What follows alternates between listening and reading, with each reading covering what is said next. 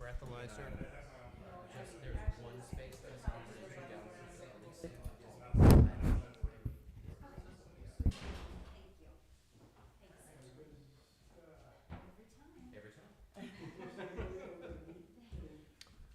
You'll get me.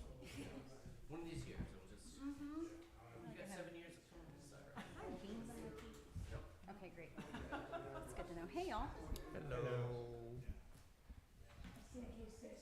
One time I did a whole photo shoot, like videography thing with somebody, and then I got the videos back, and the whole time I had like a big black bean on my tooth. I was like, why didn't she tell me? No. What is that about? All right, let's go ahead and call this meeting to order. Thank you, everyone, for being here. We'll start with announcements and communications. I wanted to say a special thank you to Councilmember Goldberg and the staff for helping to kind of organize the town hall. I think it was a very successful town hall last week. And I know that the public is looking forward to more information as the project evolves, and especially thank you to Mr. Kendrick again for leading that project with your expertise and your eye on the budget and all of the things. So thank you. All right. Any other announcements or communications?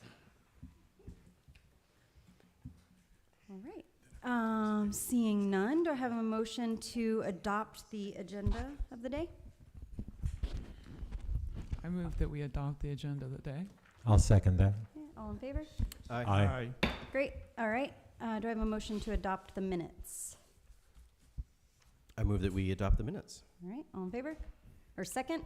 I'll second. All right. All in favor? Aye. Aye. All right. Great. Thank you. Let's open for public comment. The lovely public here, Mr. Bergamy. All right. Seeing none, we have 3 proclamations and some special guests here with us tonight. This is a thick packet, by the way. So I'd like to, I think we can do it as almost a consent agenda where we can move to accept the proclamations. I don't know if accept is the right verb. And then second, and then I think we should read through them, the headers, and then vote. Does that sound like a plan, y'all? Okay, is there a motion to accept the 3 proclamations, the Georgia Municipal Court Clerk Week, the National Public Works Week, and the Purple Heart City designation? I move that we accept all 3 proclamations as written. Is there a second? Second. All right, anybody volunteer to read the headers of the proclamations or read the proclamations? I can start. I'll start with the Municipal Court Clerks Week. So this is designated June 9th through 13th, 2025. This is, whereas the municipal court clerks play a significant role in ensuring that municipal courts preserve public safety and promote quality of life in the city of Pine Lake and local municipalities across the state, and whereas the procedures for the Pine Lake Municipal Court operations are set forth by the Uniform Rules of Municipal Court and other laws of the state of Georgia, and whereas more people encounter municipal court clerks than all other city services, and public impression of the Pine Lake judicial system is largely dependent upon the public's experience in municipal court. And whereas municipal court clerks have pledged to be ever mindful of their neutrality and impartiality, rendering equal service to all. And whereas the Pine Lake Municipal Court is committed to the notion that our legal system is based on the principle that an independent, fair, and competent judiciary will interpret and apply the laws that govern us, municipal court clerks act in a manner that promotes public confidence in the integrity and impartiality of the judiciary. And whereas it is most appropriate that we recognize the accomplishments and significant role of the municipal court clerks play in preserving the public confidence, integrity, and impartiality of the judiciary. So we recognize the week of June 9th through 13th as the Municipal Court Clerks Week. And just an extended thank you to our wonderful court clerk who couldn't be here this evening, Ms. Stephanie Capers. So. All right, would anyone like to read the Public Works Week? I'll do the Public Works. Thank you. Proclamation celebrating National Public Works Week. Whereas Public Works professionals focus on infrastructure, facilities, and services that are of vital importance to sustainable and resilient communities, and to public health, high quality of life, and well-being of people of Pine Lake, Georgia, and whereas these infrastructure, facilities, and services could not be provided without the dedicated efforts of public works professionals who are engineers, managers, and employees at all levels of government and the private sector who are responsible for rebuilding, improving, and protecting our nation's transportation, water supply, water treatment, and solid waste systems, public buildings, and other structures and facilities essential for our citizens. And whereas it is in the public interest for the citizens, civic leaders, and children of Pine Lake, Georgia to gain knowledge of and maintain an ongoing interest and understanding of the importance of public works and public works programs in their respective communities. And whereas the year 2025 marks the 65th annual National Public Works Week, sponsored by the American Public Works Association / Canadian Public Works Association, be it resolved that Mayor Brandy Hall, with concurrence and agreement of the City Council for the City of Pine Lake, do hereby recognize the week of May 18th through 24th, 2025 as National Public Works Week. We urge all citizens to join with representatives of the American Public Works Association and government agencies in activities, events, and ceremonies designed to pay tribute to our public works professionals, engineers, managers, and employees, and to recognize the substantial contributions they make to protecting our national health, safety, and advancing quality of life for all. In witness thereof, the mayor will set her hand and cause her seal to be affixed. Thank you. Wonderful. And then this last proclamation that we have the honor of passing tonight is for our Purple Heart veterans. We have two incredible service members here in the audience. Mr. Commander Lou Zayas has helped with Representative Davis to really, am I not close enough? Sorry, y'all. Has Representative Viola Davis brought this to the attention of the city. This is an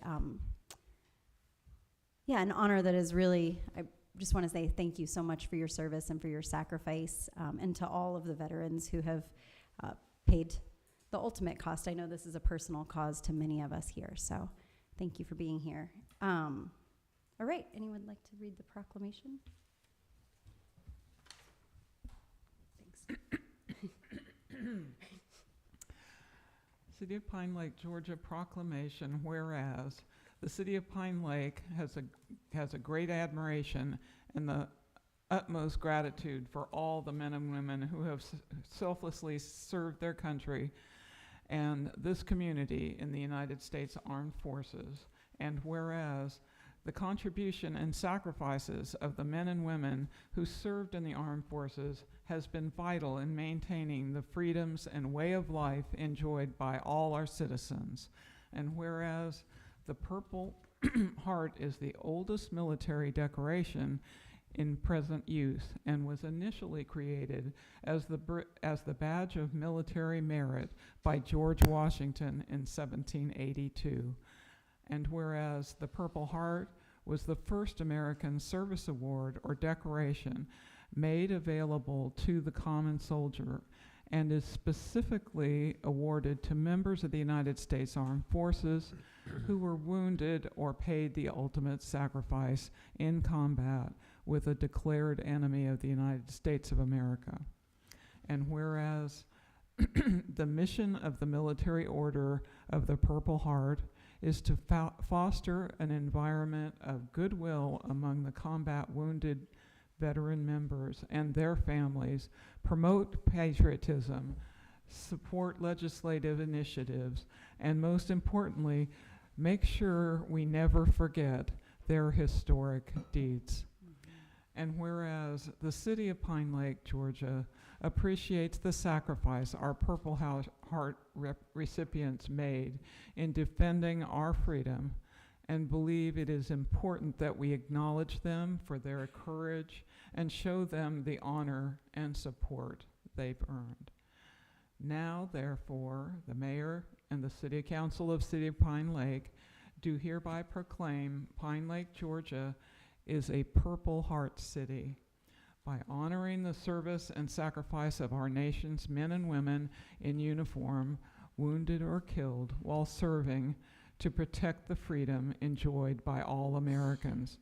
So proclaimed, whereof I have here, Mayor Hall, I have hereunto set her hand and caused the seal of the City of Pine Lake, Georgia, to be affixed this 27th day of May, 2025. Great, thank you. Thank you so much. Thank you so much.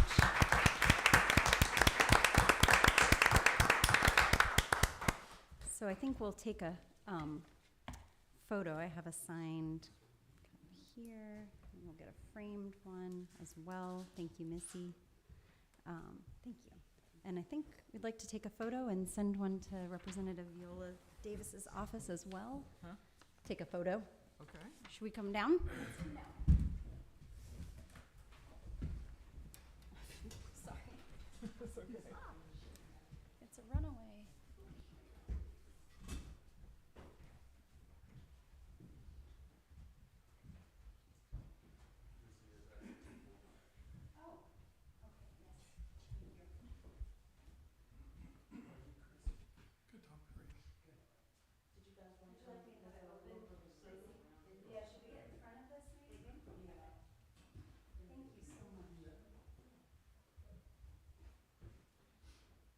Military of the Purple Heart Special Recognition Award bestowed with pride on this day, May 27, 2025, to Pine Lake, for your dedication and support honoring America's combat wounded veterans by becoming a Purple Heart City. It's signed by Lou Davis.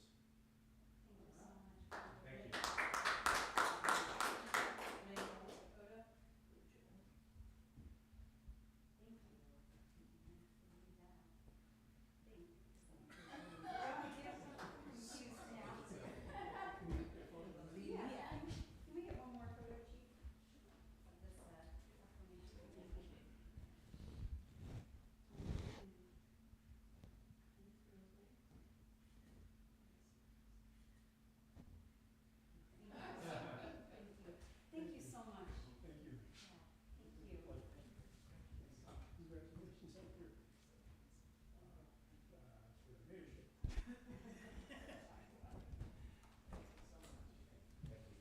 Thank you. This is wonderful.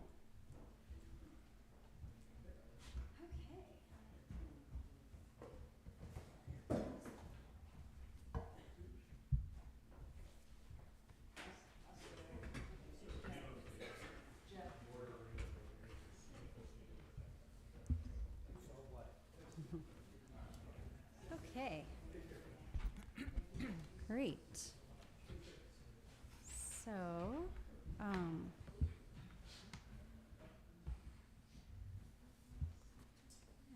this is beautiful.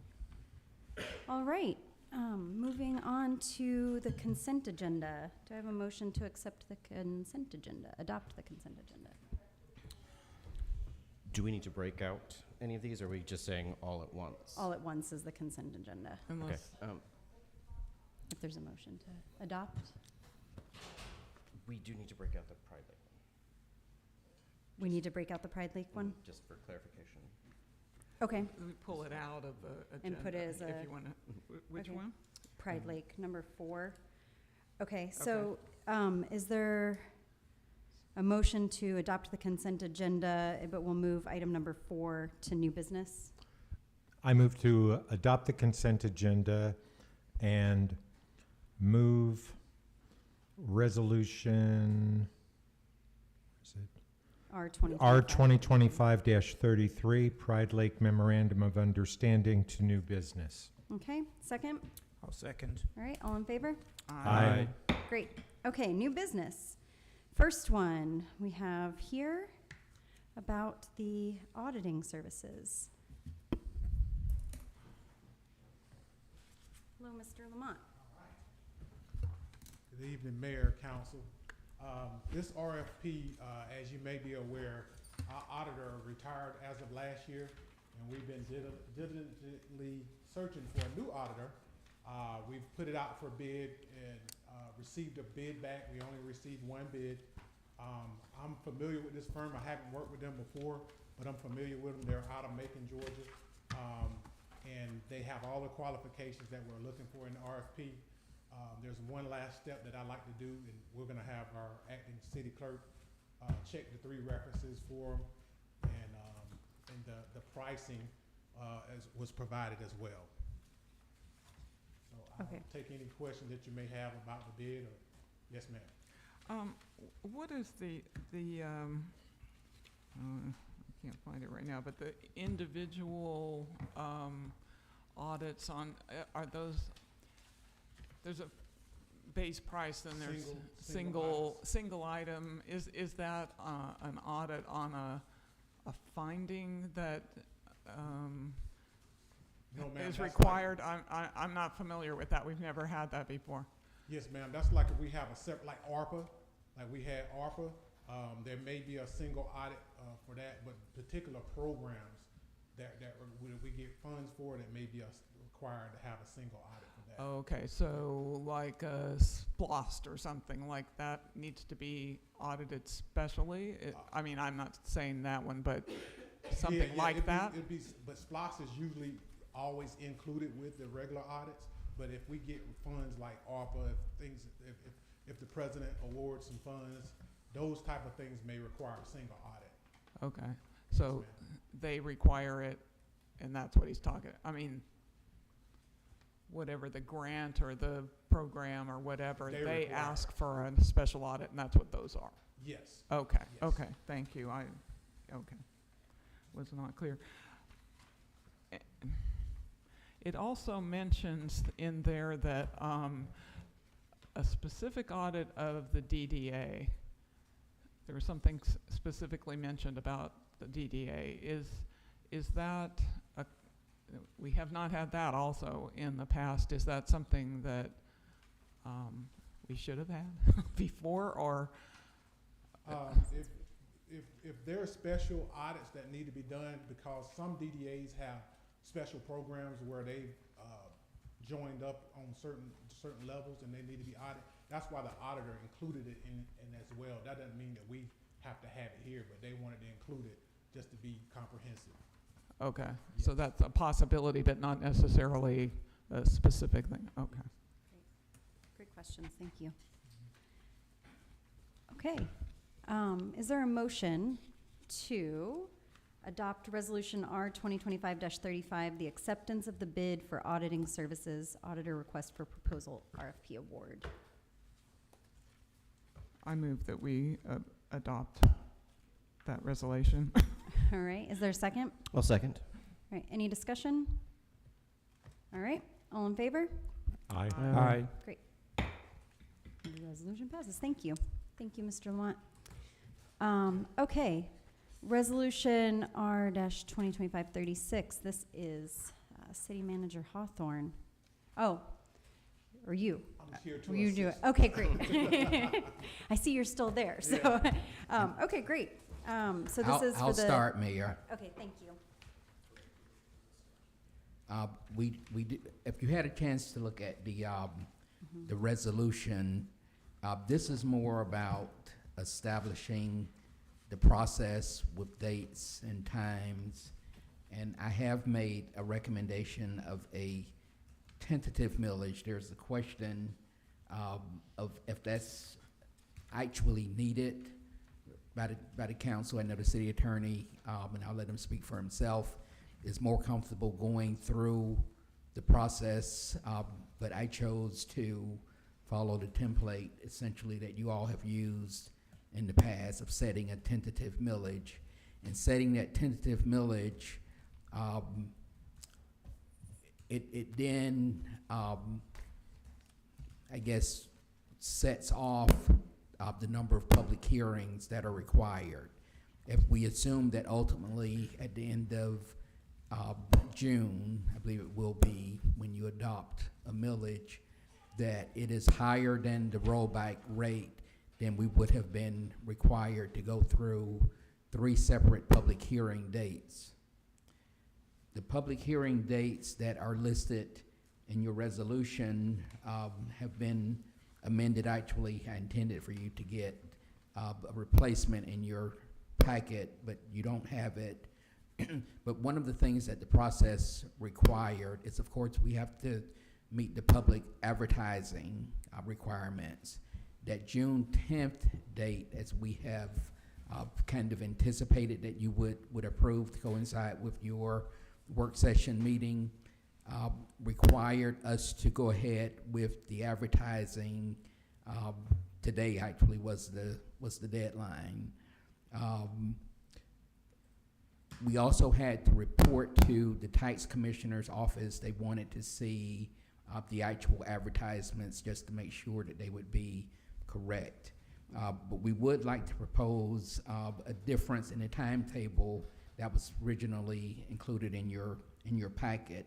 That is to stick with the June 10th public hearing to begin at 6 p.m. or after. But then we're proposing 2 dates later in the month. June 23rd, a morning meeting is required, so we're proposing on June 23rd that the second public hearing be held to begin at 11 a.m. And then on June 24th, coinciding with your final meeting and when you will actually adopt a millage rate, and that would begin at 7 p.m. or after. So again, those dates would be June 10th, June 23rd, and June 24th. June 10th, 6 p.m., June 23rd, 11 a.m., and June 24th, 7 p.m. at the City Council Chamber. Great. Thank you. And as Mr. Hawthorne mentioned, City Manager Hawthorne mentioned, this is the, we're setting an advertised rate that we will not exceed from our public hearing, in our public hearings. Is that- Correct. Okay.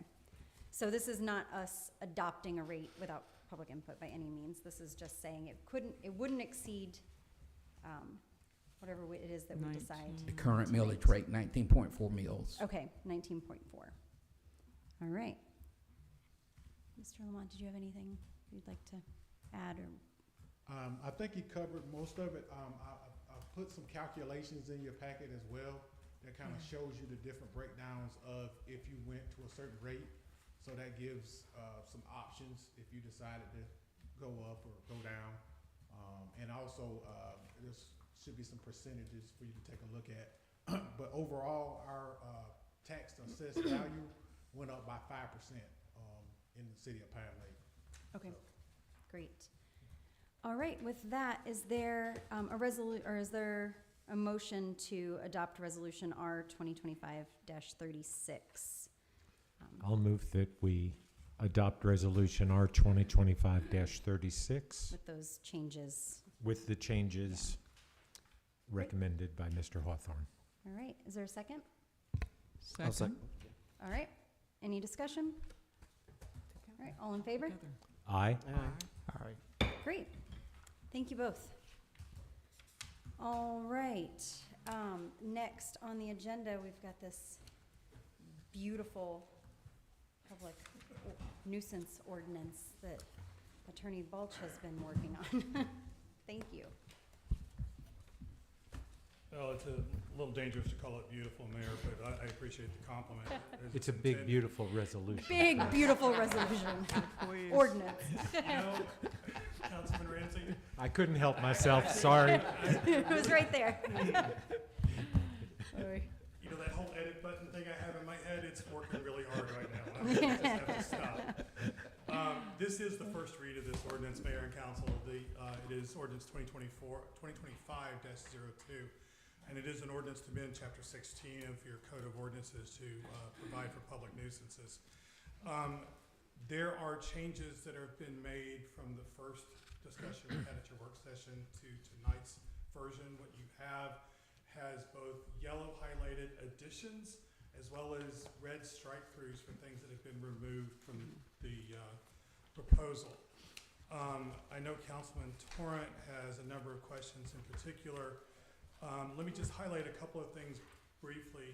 Section 16-5 and 16-6 have been added entirely to coincide with the council's stated preference at your work session to go with a civil penalty as opposed to a criminal sanction process. It establishes a civil burden of proof of preponderance of the evidence as opposed to beyond a reasonable doubt, and also provides for penalties that are civil penalties, not criminal. So there would still be contempt powers in the court because we can't take those away, but the failure to pay a fine would not be automatically punishable by incarceration under this program simply because of the failure to pay the civil penalty. Councilman Torrent's initial question from last time was a question about 1623A and the use of some archaic and some old language about dwellings, buildings, structures used for prostitution, gambling, or in connection with the commission of drug crimes. We added subsection N to 16-23, which specifically excludes from A certain types of familial associations.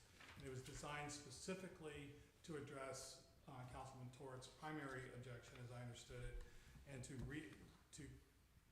try to satisfy my need to use words that are accepted in the law to establish a public nuisance, as well as to exclude from that definition things that the council has indicated that they did not want to punish or to be considered a public nuisance.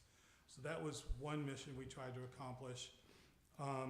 We took out in 1636 C2, we took out the possession, consumption of, or service of alcoholic beverages in the parks.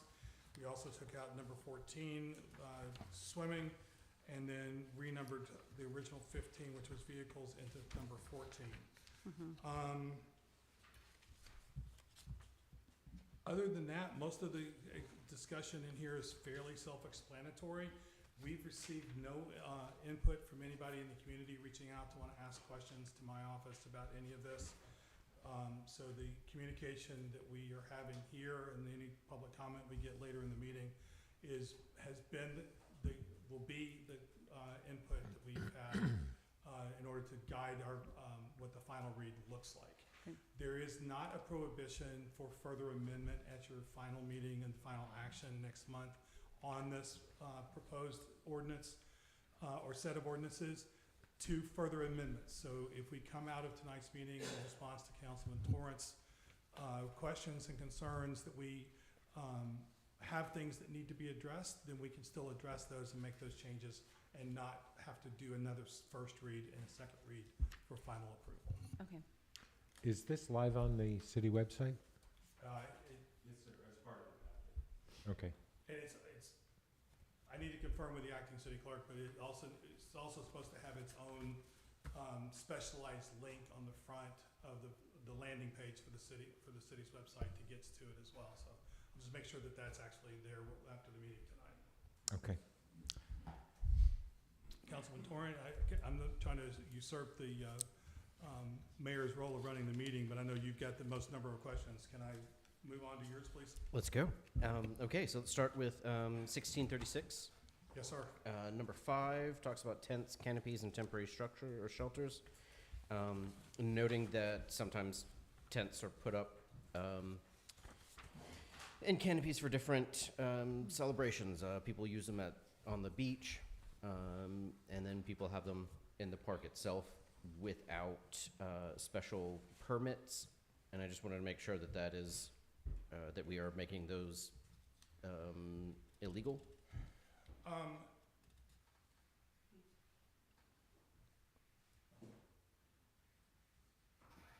Here's my concern about tents and canopies in public parks.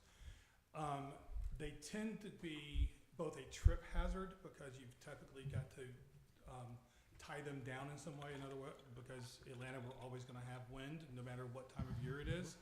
And if you don't tie down or make sure that the canopy is secured, it's going to fly away, and then it becomes a flying hazard, and people are going to get injured that way.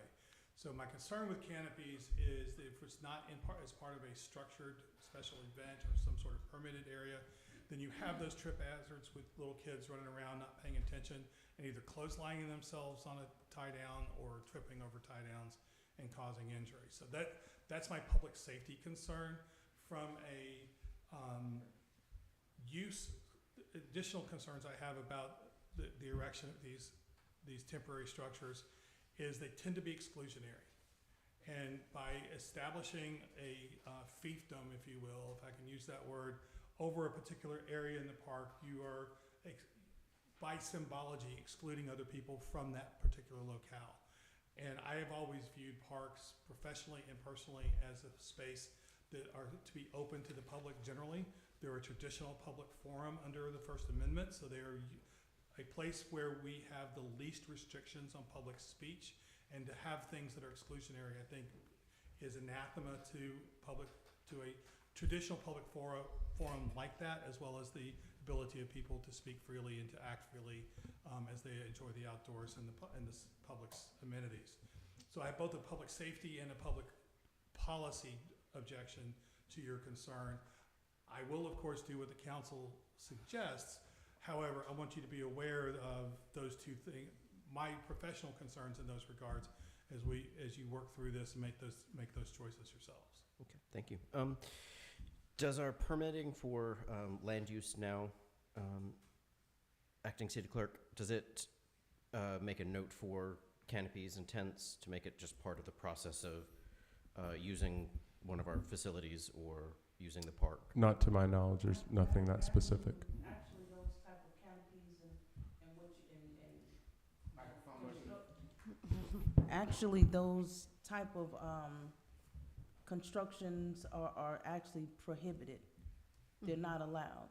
So these small canopies that people put up seasonally because maybe they don't want the sap to fall on their cars, they're prohibited, and we don't allow them on the beach either. And we've had a couple of situations throughout the year where they became almost like projectiles. So I have a major, concern, not to mention they get trashy and then Public Works is left trying to dispose of them. And then we have to decide whose structure is properly, erected and whose is not. So I would kind of lean in with the attorney too. But these tents we're just talking about just on public, like the park area, correct?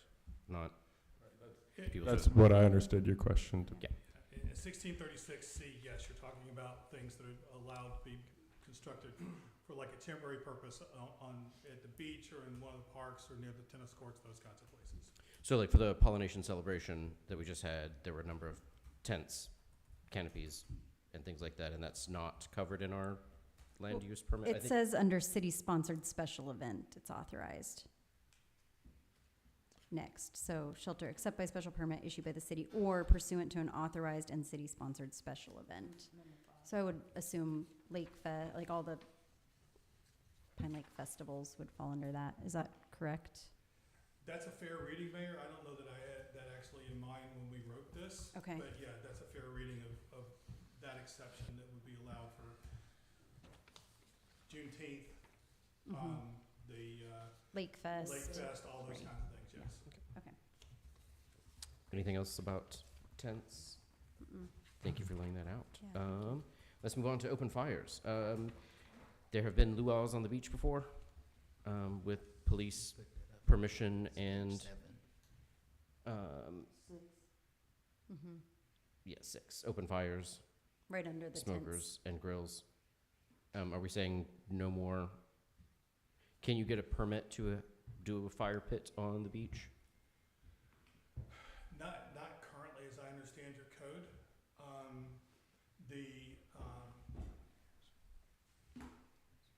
If the council wanted to create permanent structures that had the ability to be a controlled fire pit on the beach that people could reserve and then use for their, family gathering or whatever, I think that's a choice the council could make. I think the idea of having sort of ad hoc bonfires on the beach in the middle of the summer is, DeKalb Fire will probably have kittens over the whole thing, to be honest with you, because they're mostly no burn zones from May through the end of September. So I am concerned about the risk of a bonfire getting out of control, or sparks from a bonfire getting into dry brush and then starting a conflagration that would put houses and residences at risk. If you've got a structure that's already in place to curtail or corral that kind of thing, you've got a better chance of not having it get out of hand. But if you're just willy-nilly putting a stack of flammable material like pallets or whatever and creating a bonfire, I have significant concerns from a risk management perspective about the city's liability if that were the policy choice the council was willing to undertake. We also had, just historical context, this was a big question that came out maybe in like 2020, 2021, when we were talking about just like the crowds, maybe even earlier, 2019, when we were talking about the crowds at the beach and different measures for, you know, people would come. Chief, I know you spoke to this a lot at that period of time, and we had a lot of public input about it, but people would come and sort of hunker down and set up a grill and stay for, you know, the whole day, and it was causing a lot of noise, a lot of trash and food waste left that Public Works didn't have the capacity to clean up as much as they were making as quickly as it was being made. So there was a point, and whenever that was, I can't remember the time frame, but where council decided to go ahead and ban grills and open fires from like a crowd control and trash perspective. So how does this affect, for example, isn't there a July 4th plane event that week, barbecue? Someone usually would bring a grill down to the beach? No, there's a grill that's owned by the city that has a receptacle that it fits into that is used only for that purpose at that time. This does say, except in permanent installations, provided the park or trail for such purpose. Is that covered? Here's a dirty little secret, Councilman Torrent. We're not bound by our own rules. Okay? So whatever the city council decides that it wants to do as part of a city-sanctioned event, you're allowed to do that regardless of what these rules say. So the city has the power to say, we want to do this and control the public's access to our public spaces, but we as a city are going to provide a different set of circumstances because we want to be able to provide a special format or a special purpose or a special event for our citizens on these particular days that is a city-controlled event. So I catch a lot of flack when I make that comment about the city not being controlled by its own rules, but the sovereign is never controlled by its own rules. I mean, that's been in our law since we were still part of the United Kingdom. So the legacy of that standard flows down to us 250 years after the revolution for the express purpose of allowing local governments and the state to act as they believe is appropriate for for the general welfare of their citizens. All right, thank you. Asked and answered. Anything else about fires? Can we move on to 7 animals? Is that? What's that? Did you want to talk about fires anymore? No, not fires. I didn't quite get that we had resolved the tent thing, though, in terms of in say Lake Fest or that we're saying that those kind of canopies in a event are okay. Is that what we're saying? That's the way it's currently written, yes, ma'am. That's the way this is currently written. Yes. Okay. With it city-sponsored. City-sponsored special. City-sponsored Okay. special event. Well, that's not always city. That's not always city funded, right? It could be that someone else wants to have a. They would just have to get a special permit, according to this. If it has a special permit. Okay. Yeah. Okay. And let me parse this for you a little bit differently, because as I read the language at the end of the code, it's authorized or sponsored. So in those circumstances where Plain Okay, or authorized. with, other organizations that are that support Pine Lake's mission, where we are in a partnership or a joint sponsorship of those events with these other private entities, those would be both authorized and sponsored city events that would authorize the erection of temporary structures or temporary tents and canopies during the course of those special events. So it's broader than just a city-sponsored event. It's broader than just like the 4th of July event, for instance, the Juneteenth event, which is both the public and private jointly sponsored event, would have the ability to have, as an authorized and city-sponsored event, these kinds of temporary structures. Pride Day for Pine Lake, which is also a jointly sponsored and authorized event, would have the ability to have these kinds of structures for those events. It's the random Saturday afternoon at the beach or the random Saturday afternoon at one of our parks where we don't want people putting those things up because of the risk that it poses to there being somebody clotheslined, frankly, by somebody's skylines keeping their tent in one place. Does that help make sense of it? Yeah. So I have a general comment about this, and that is that these issues are very critical to how we live our lives in Pine Lake and how people perceive the city. To be perfectly frank, I feel like I'm drinking out of a fire hose. I think there is a lot in here, and it needs to be looked at carefully. And I mean, and I just want to say, what I would suggest is that we not read this tonight, and that we have another session, at least one more session, a work session, that we can go through this more. I mean, there are a lot of things I don't feel like I've had enough time to really get into all of the issues that are here. There's a lot of new things in here that or maybe they're not new, but they're new to me. And, one of the things is what we talked about last time, restricting placement of fishing and hunting. I would really like to know, I would like to see where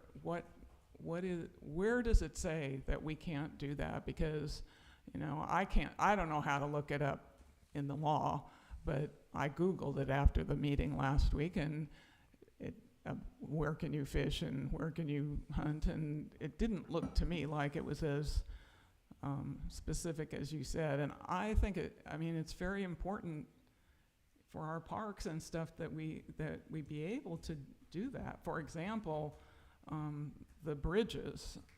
Those bridges are so narrow. People are now fishing off of those bridges. They've got all their tackle and stuff all over the bridge. We certainly should be able to restrict that. I think we should be, I personally would like to talk about restricting it on the entire berm around there. It's very narrow all the way through.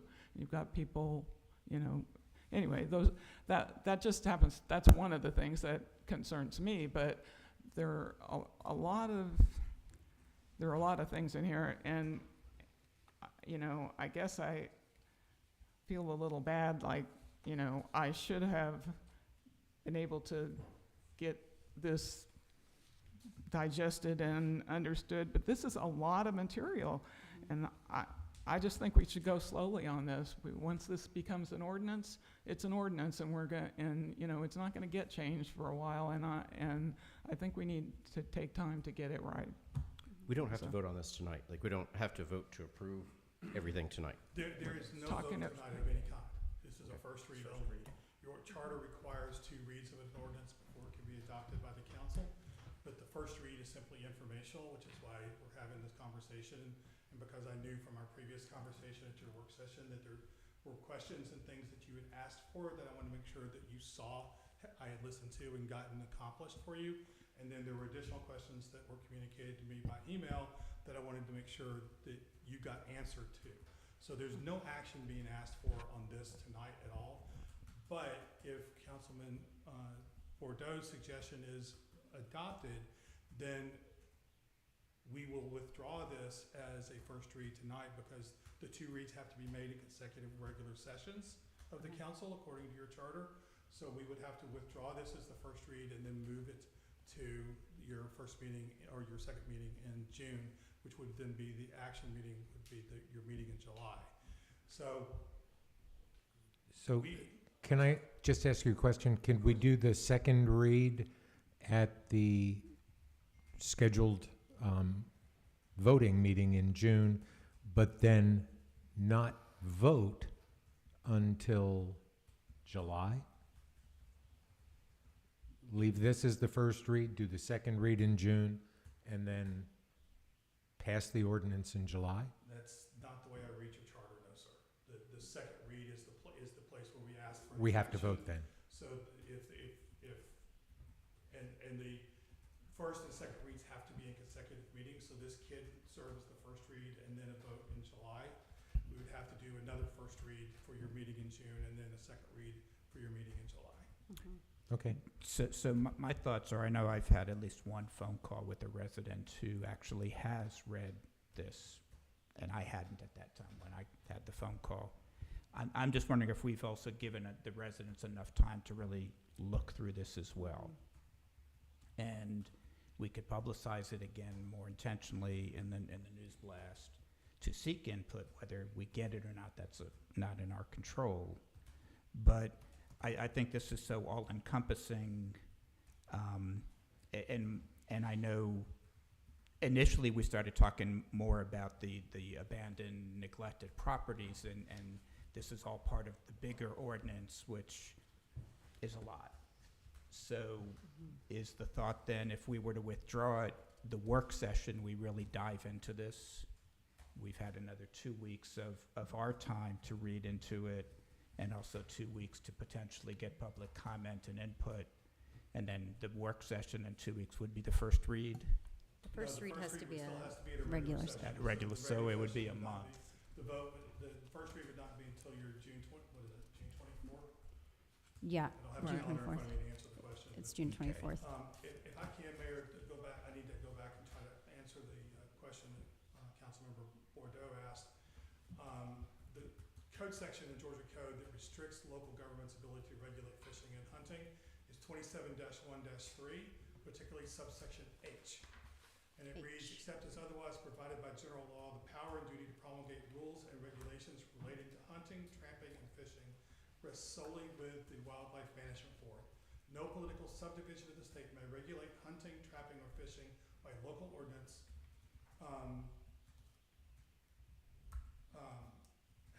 Provided, however, that a local government shall not be prohibited from exercising its management rights over real property owned or leased by it for purposes of preventing hunting, fishing, or trapping upon the property, or setting times when access to property for purposes are allowed.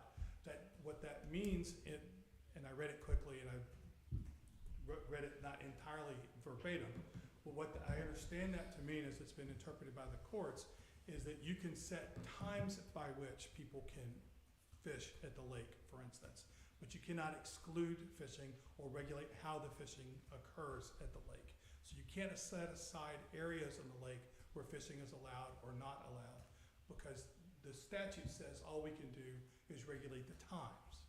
So if we wanted to say that fishing were only allowed in the daylight hours, we could do that, but we don't have the power to regulate where on the lake fishing would be allowed. Is that, even if there's a potential public health hazard, like for instance, safety? judging or fishing, public safety, even you fishing off of the bridges in the swimming area and having hooks, or areas where it's too narrow to safely cast a line with a hook? When it comes to advising clients, Mayor, I tend to be a plain language lawyer, to be honest, because what I don't get in trouble doing is saying, here's what the words are. Here's what the words mean, as far as I can tell from the way that they've been used in the sentence, and here's what we're allowed to do and what we're not allowed to do. Mhm. Now, we can get into the nuances of all of that in executive session at some point if you wanted to have the nuance of what some of that would be. I wouldn't want to give away all of my thoughts and impressions as your counsel to, in a public meeting where anybody and everybody can then use my words against me, Mhm. or use my words against you, frankly. So the plain language of this statute, 2713, provides that we can regulate timing. Mhm. That's all we can regulate. We can't regulate whether it happens, how it happens, or with what tools it happens. Mhm. We don't have the power, and I don't have the citation in front of me, we don't have the power to remove firearms from our parks anymore. We don't have the power to remove, and firearms, by the way, includes archery equipment, bows and arrows. So there's no ability because of what the General Assembly has done in the last 10 years, for local governments to regulate access to weapons in your parks and public spaces. Mhm. So there are exceptions to that rule, but as far as this discussion is concerned, that's the general rule. What we are faced with here are some perfectly legitimate public safety concerns that this council has. Unfortunately, the General Assembly has taken those options off of your plate because it's not allowing you to have any access to those options in order to regulate public safety as a response to people's ability and rights to fish. Mhm. There's other parts of that statute that I didn't read that talk about all the wildlife in the state is owned by the state in its sovereign capacity, and nobody else has access to it except as we allow them to, which means that the Department of Natural Resources, the Board of Wildlife Management, and the rulemaking process that the administrative agencies go through, then are the final arbiters of how that gets exercised. They set the dates for hunting and fishing seasons. They set the dates for what weapons can be used during what times of year. They set the rules for when things can be used in certain times of year. All of those are in the federal and the state regulations. I'll be happy to sit down with you and go through all of those at some point. If anybody's got that interest, I will put you to sleep in the first 10 minutes.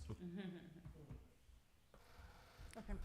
Sorry, yes, sir. Do we have the ability to check for license?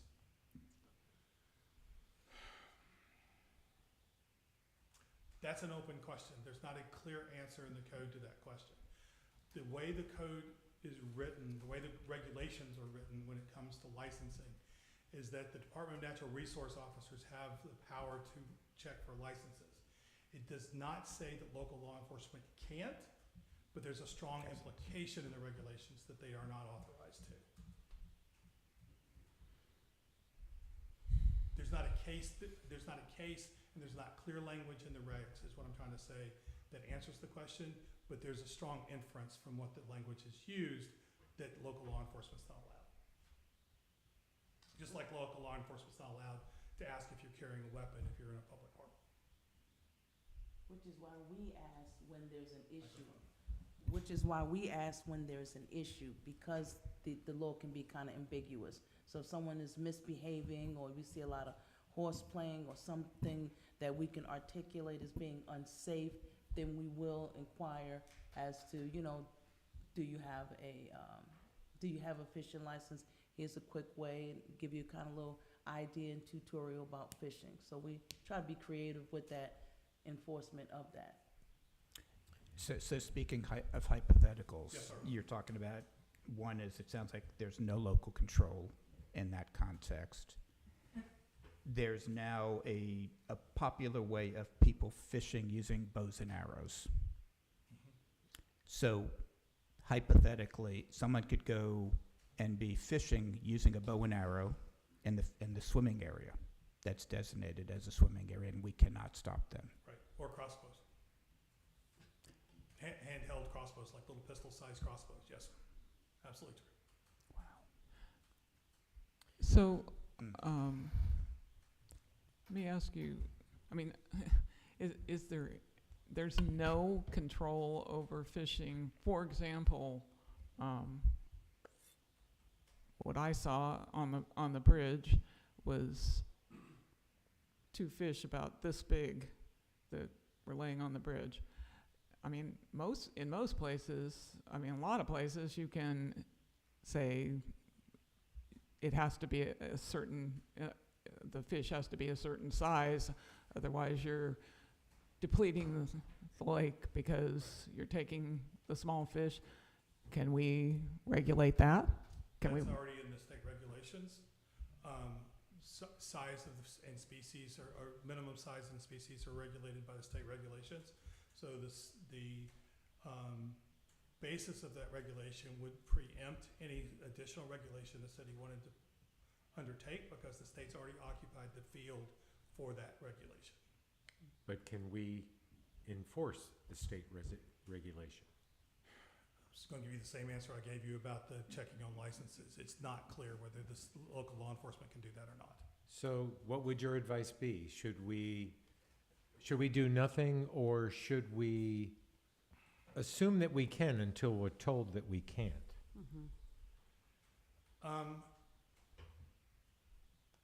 The risk management part of my brain is not comfortable with the second part of that question, because if you assume that you can until you're told that you can't, then you're setting yourself up for a second lawsuit after you lose the enforcement action for the malicious prosecution of the enforcement action.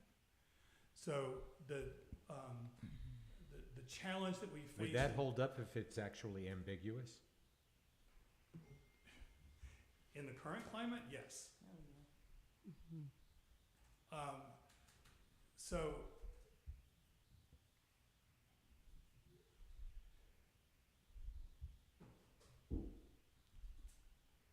the greater answer to that question is one I would be glad to give you, but not in a public forum. The short answer, the risk management answer to your question, Councilman Ramsey, is that if we go down that path and either the state or some individual proves that we didn't have that to the satisfaction of some appellate court, then we probably would not be liable in a prosecution for that case. But any case that we made after that first one, and even while that decision was pending, might open us up to civil liability for those subsequent cases while all of those were working their way through the system. So that's the reason why I said at the very beginning of this conversation, I tend to be a black letter lawyer, and I tend to advise law enforcement and my clients to follow what is clear that they can do, rather than trying to anticipate what they might not be allowed to do and work in the gray area until somebody slaps our wrist and tells us we can't. There are circumstances where there's an exception to that, and I'll concede that there are exceptions. My life is built around those exceptions. This is not an area where the exception provides a substantial enough benefit that it outweighs the risk associated with applying the exception. Can I ask a question? Of course. Is there a workaround from a language perspective, like on the bridges, for instance, if we were to say, please fish in the designated fishing area, and then we have a sign that says fishing area, and we're not prohibiting something, but it's kind of directive, is that a possibility, or does that still open us up for liability? I probably need to think about that one for a bit, Mayor, to be Okay. honest with you. I think my gut reaction is you might be able to get away with it. Okay. That's a might. Okay.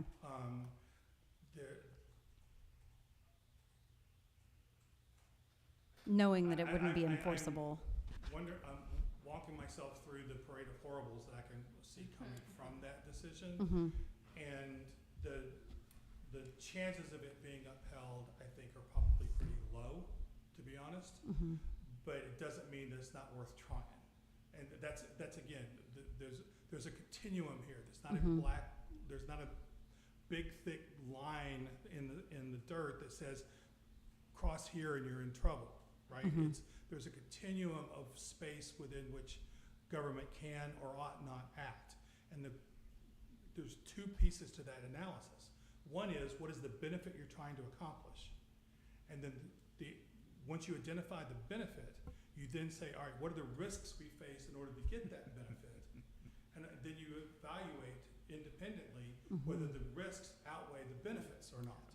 And those two things are fact-specific, timing-specific, location-specific, and every other specificity that you can identify when the council makes a policy choice to go one direction or another.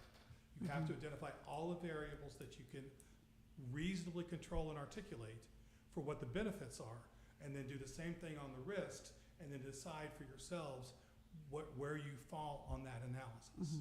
And that continuum is as fluid as a glass of water. Okay, thank you. So two questions. When we put a fishing moratorium in place, that was then something we really couldn't do according to what you're describing. There's lots of things I see cities do every day that they probably ought not do under the code, but that they do every day anyway. So the short answer is yeah. If I'd been city attorney when you wanted to put a moratorium in place, I would have articulated privately to you all the reasons why you ought not to, and then let you do what you wanted to do. Okay, then next comment in regards to fishing at the bridges. Is there a way to word it in such that if the bridges are being blocked, that bridge is no longer ADA compliant? Because access for the public space is being limited by those people blocking the space. So, Well, what about a sign just that says no loitering on the bridge or something like that? A general thing that says you can't stand on the bridge is to walk over. I mean, there's got to be a way the bridge is for that we moving could. traffic only. Huh? The bridge is for moving traffic only. Yeah. Okay, let me pass that question just a second. Mr. Kendrick, do you know the width of the bridge we're talking about? Okay. Probably you can get away with something along those lines, yes. Because 36 inches is the minimum width that you allow that would be required for a wheelchair conveyance. So if you obstruct that ability, then yeah, you're creating a problem where the city's not creating. So that person would be blocked, would then put the bridge not in ADA compliance. Yeah, I think that's a defensible position with respect to the bridge, yes, sir. There's always a workaround. That's what we say at work. And what we can do as council members is contact city clerks of different places that have lakes that are facing these same issues, because we're not the first place that has felt that fishing is a public safety issue at times and needs to be looked into. So we can look at municipalities that we have relationships with and see what they are doing, and maybe that's something we can do. Like you have to be able to allow guns, but brandishing a weapon is not legal, correct? Like you can't take a gun out and wave it around and put it in people's faces. There's things that you can do that are on the way, but we just need to figure out what has worked in other places, and we can do that. So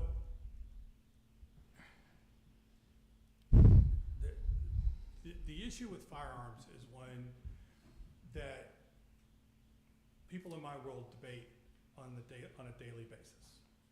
And merely taking a weapon out of its holster or pulling it from its concealed space on your body and waving it around generally is not necessarily an aggravated assault, because to be an aggravated assault under the statute, it requires the specific intent to put someone individually in fear for their personal safety.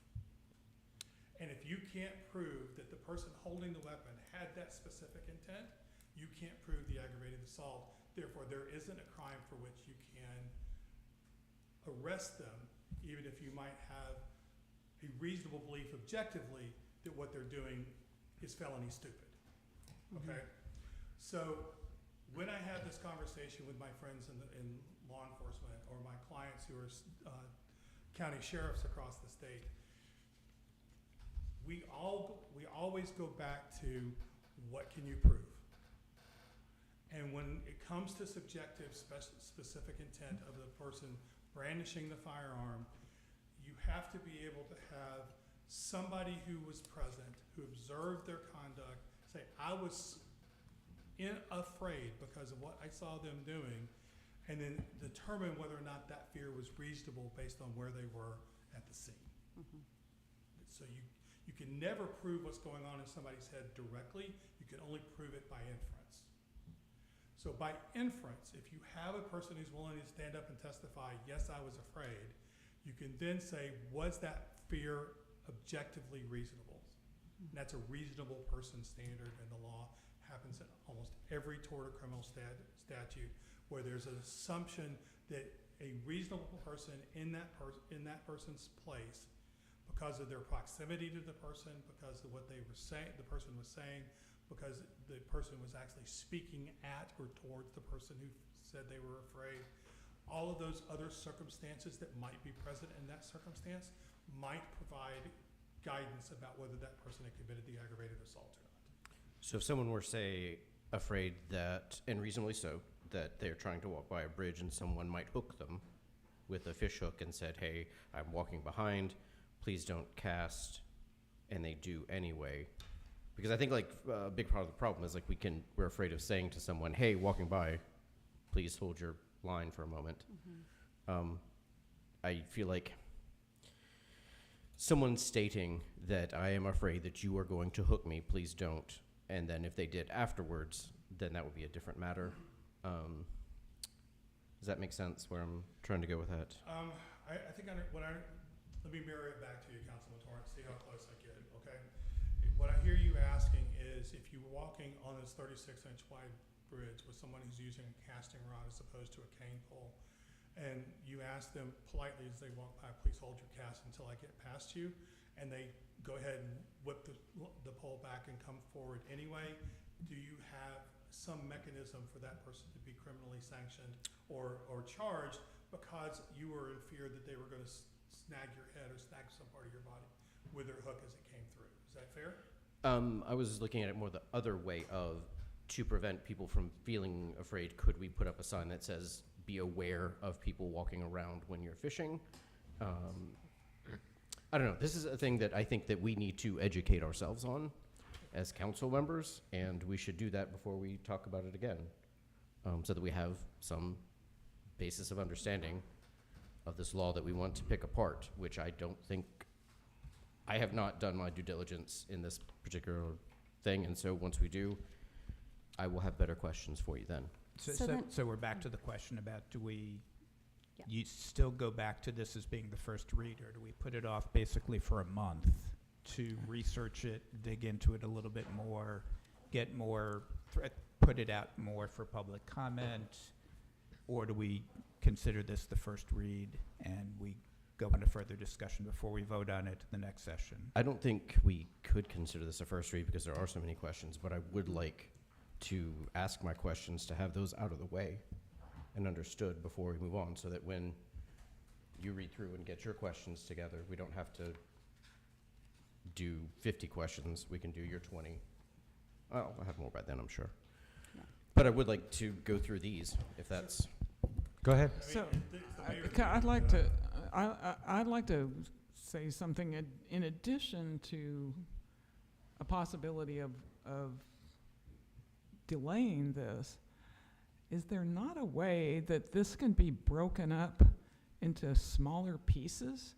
I mean, if I was, well, forget about it. If I was just a resident reading it on the website, I'm a council person, and I've got to take time to read this through and to mull over all of this stuff.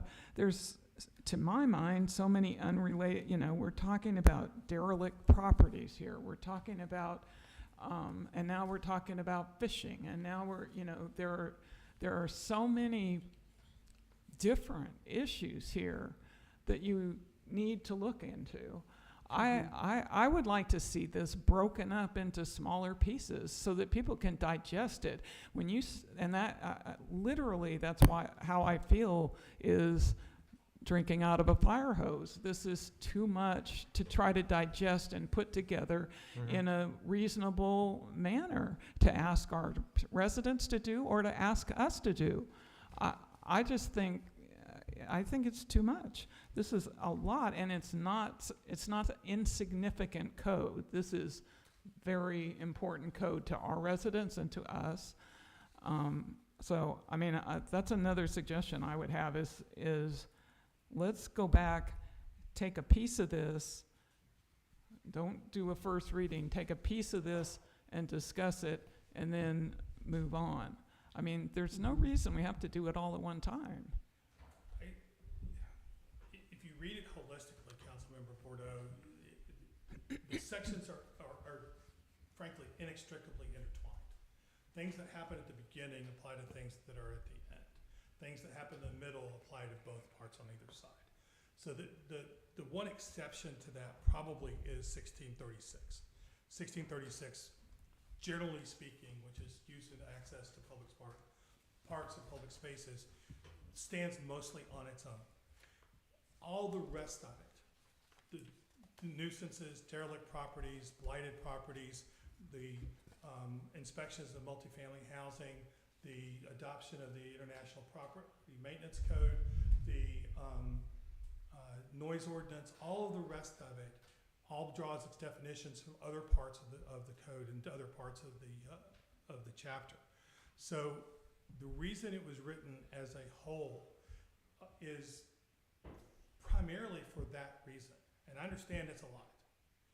When I got the mission in the very first meetings I had with the 7 of you,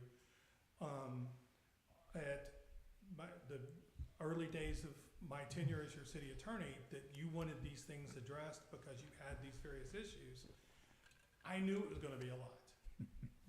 And I'm perfectly willing for you to take as much time as you need to address. The mission I got handed was get us a code, get it adopted, get it in place, and enforce it. Okay? And anytime you give a marina mission, I go do what I'm told. Right? It's not just the fact that I'm a veteran, it is the fact that I believe it's my job as your lawyer to get you to the policy choices you want to make. And it's not my place to stand in the way. So if you want to split it up, I need you to tell me how you want it split. If you decide that you want to put it off, I need you to tell me what your timeline is. I need direction from you that is different than the directions I got in January and February. So, can I ask you a question, Attorney Of Lynch? course. If we were to split it up, could we, rather than splitting it up, could we take it chunk by chunk over the next few work sessions? Like, say maybe we do codes 1 through 5, or articles 1 through 5, and would that?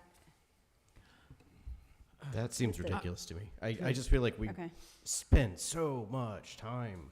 I mean, we saw this, 2 weeks ago, right? When it was first presented, and what have we done?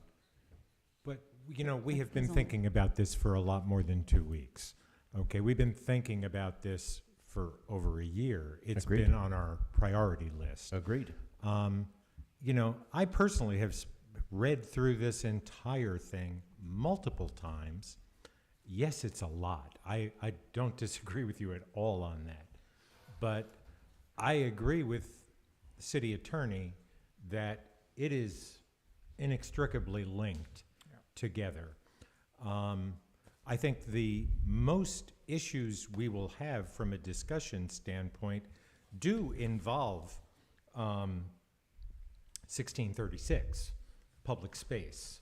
A lot of the rest of it is, I don't want to say boilerplate, but it's standard stuff in terms of noise ordinance, building codes, those types of things. It's dry reading, you know, but there are standards that apply. Yeah, it was dry writing, let me tell you. I get it. I absolutely get it. But, you know, I, for one, am not willing to see this slide 3 months down the road. I don't think it needs to happen because of that. Okay. I've seen when we have pushed things through that we end up with something that we didn't think we were doing, we didn't notice or whatever. And I just think, I think it's important to spend time and effort looking at it. And I will admit that I have not read this even once in its entirety. I've had, but council members are part-time people. They don't, I can't always get to everything. And, reading through it is not the question. Coming up with the questions and thinking about it and, But you got to read through it to do that, I mean, right? there's a lot more than reading it. I mean, I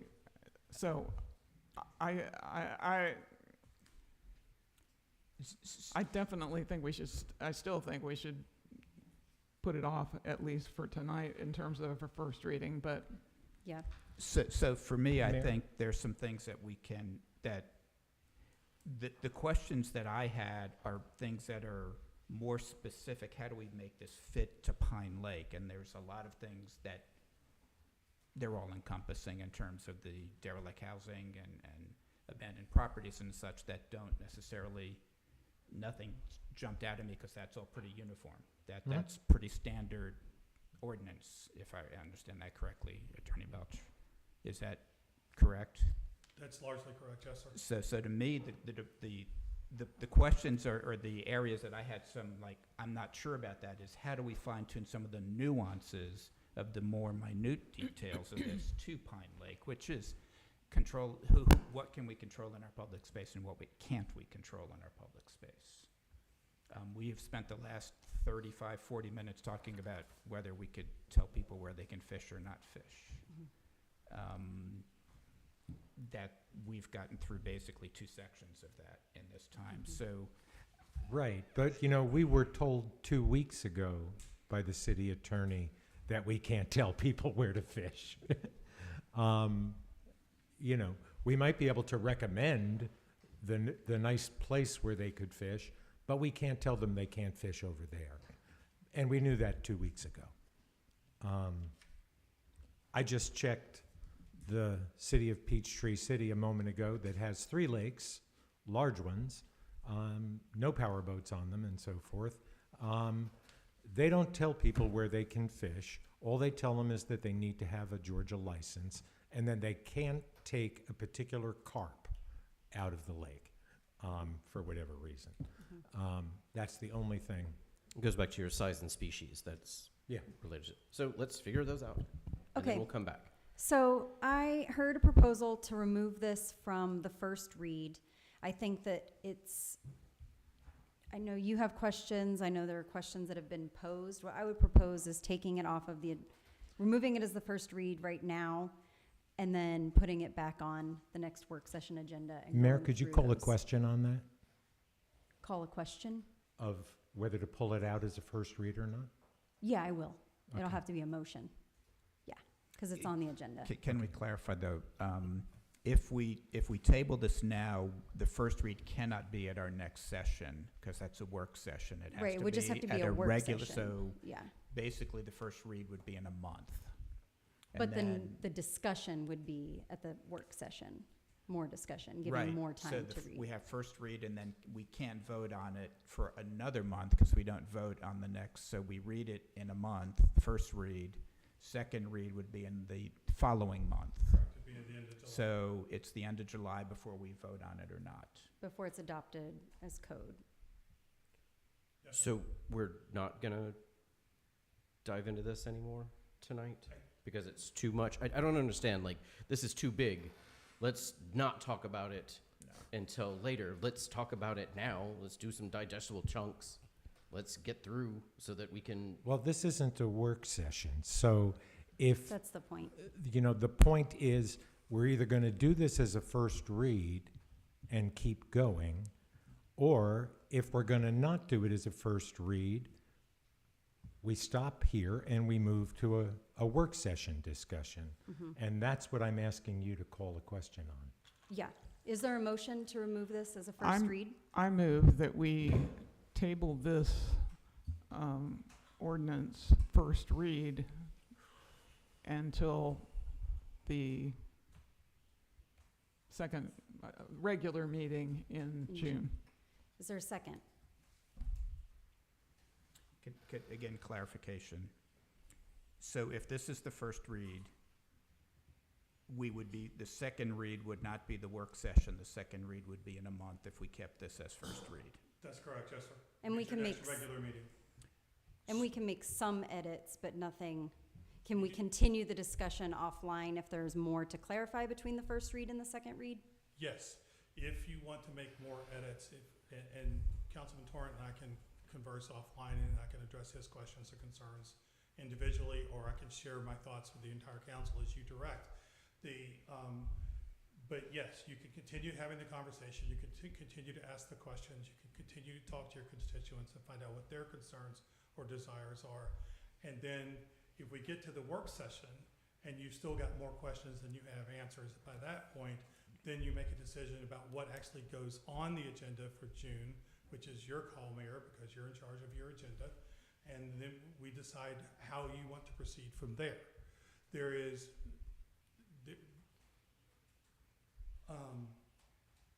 no restriction on your flexibility here. I'm not in charge of this process. I am simply here as your tool in order to give you the benefit of my 30-plus years of doing this for how you can go about these choices. There are some answers I would try to steer you away from, but there are very few wrong answers in this business. But I think you've answered Mr. Goldberg's question. Likely, yeah. And I think there's a motion on the floor that's awaiting a second. Was there a second? So you all want this to be the first read, continue with this as the first read? That's correct. Okay. I think that if our second read then would be at the end of June, hopefully we can get it together by then. Okay. Councilman Torrent, you had other questions? I do, thank you. So let's go back to 1636, 7, animals.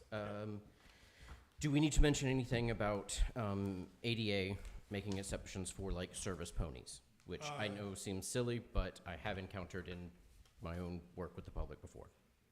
That's covered by 8, frankly. And 7 refers to particularly horses and undomesticated animals, which would not include any kind of service dog or service animal.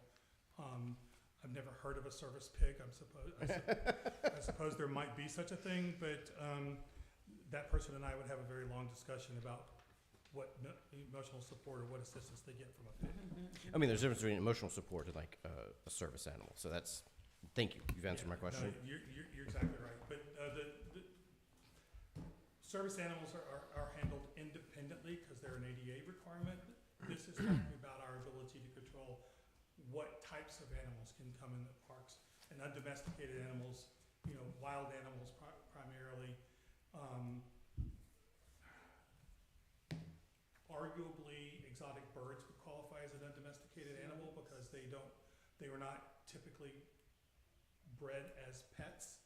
So we'd have to have a discussion with that person about whether or not we're being vague when we say they can't bring their exotic critter in the area, but I think it's fairly understandable what we mean by undomesticated animals. Okay, great, thank you. And again, like if we decide that we want to have sheep here again to clean up the berm, that is our sovereignty to be able to say that we are making an exception. Yeah, Correct. and sheep are domesticated, so it also Great, doesn't perfect. fall within 7 for that reason. Great. Okay, let's talk about pets in 8. Now, this is just considering pets running at large in public spaces, not front yards. Correct. Like if a dog gets out and is running on the street, then that's not an at-large. You have a separate leash law that applies to the other spaces like your streets and sidewalks.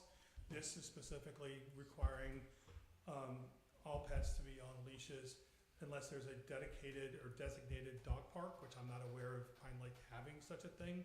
There's some places where people treat spaces as dog parks. That's not the same thing as a council designated dog park. And that's an argument I have with pet owners in every city I represent and every county I've ever represented, is the elected body gets to pick what a dog park is and how it's defined and how it's used. If you're not in a dog park and your dog's off leash, you're in violation of the leash ordinance and you will be prosecuted. I don't care who you are, where you are, or how long people have treated the particular area as a dog park, unless this body has said it is, I will ensure that that person's prosecuted, because I'm not gonna let my city get sued because we had dogs running at large about which we knew, which creates itself a public nuisance, about which we have knowledge, and then that a child gets hit, gets bit or mauled by a dog running loose, then we are in the deep pocket for that particular injury. That's not my job to let that happen, and it doesn't happen on my watch. Thank you.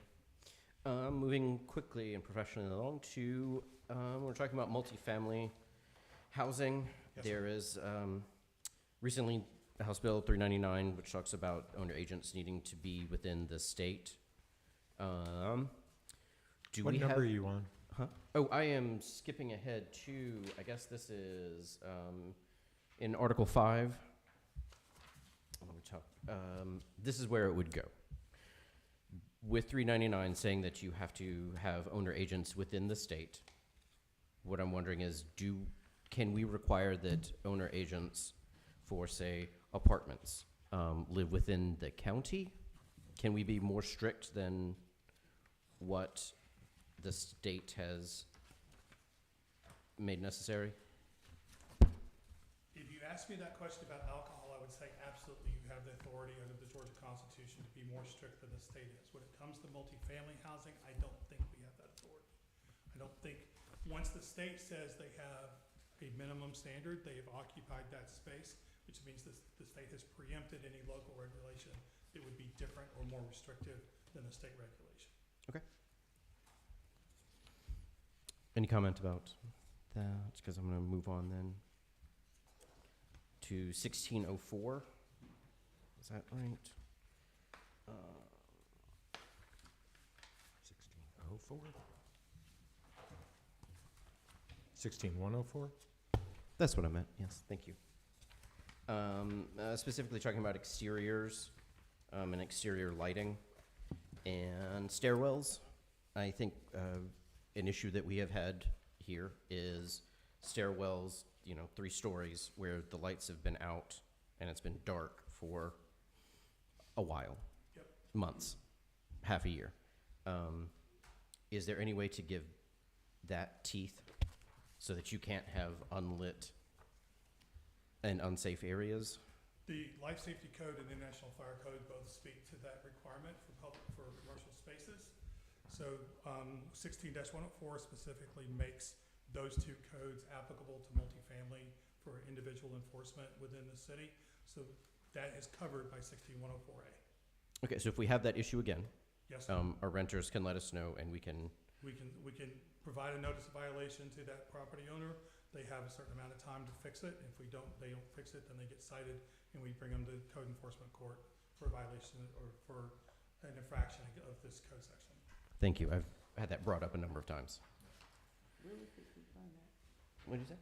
I said, really, because we've had that, and we've cited a lot of the apartment complexes for their stairwells, for their back porches not being in compliance, and for the failure to have appropriate lighting. So, yeah, we're on it. I guess the residents that we're talking, saying that it took a very long time for them to actually care about being cited once they got their citation. So that was my concern. $1,000 a day if you repeat the infraction will get people's attention, Councilman. I love that. 16193, and this is going to be a contentious one, I think. Talking about debris and what constitutes debris and what is yard art for Pine Lake. I think that is, I know people that have a bathtub in their front yard. It's been decorated, it looks beautiful. Bed frames, toilets, like there's a lot of metal that might be considered scrap metal. So I think this debris one is one that we should, let's talk about it. Is there a way to get around this with calling something yard art?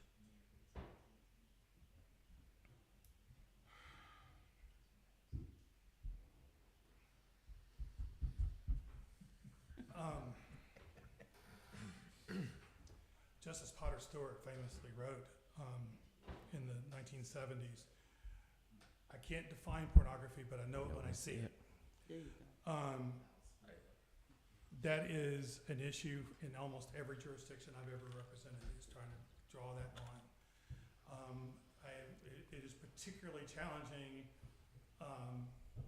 in those jurisdictions south of the NAT line that I have represented, where having inoperable motor vehicles in your yard is a point of pride, not a point of disgust. Metropolitan areas don't have that issue quite as often, but the situation you're describing with plumbing fixtures becoming art because they've been decorated or planted in a certain way is certainly a thing. I think what we have to make allowance for in our interpretive guidance to PD and to code enforcement is they need to exercise judgment. And we don't have districts here, so it's not a situation where I can say I want to direct the code enforcement officer to talk to the district rep and get their input about whether or not the particular area. It's not a binding input, it's just sort of a sense of the community kind of input. What there may be in this circumstance is a similar kind of reach out to the council as a whole, saying we've had this report on this particular parcel. Please advise whether you want us to do a notice of violation under these circumstances or not, or whether you wish it to have a different conversation. The difficulty with all of that is it puts the 6 of you directly in the crosshairs of a potential lawsuit by being able to make those kinds of subjective determinations, and it is absolutely subjective. The problem of having the code enforcement officer making that call is that they may not be as in tune with the community's judgment as the 6 of y'all. So where we try to balance that is we say, if it looks like debris, it is debris. If it's been planted or if it has been painted or decorated or is some other mechanism by which we can determine that there's a purposeful placing and use of what would ordinarily be debris,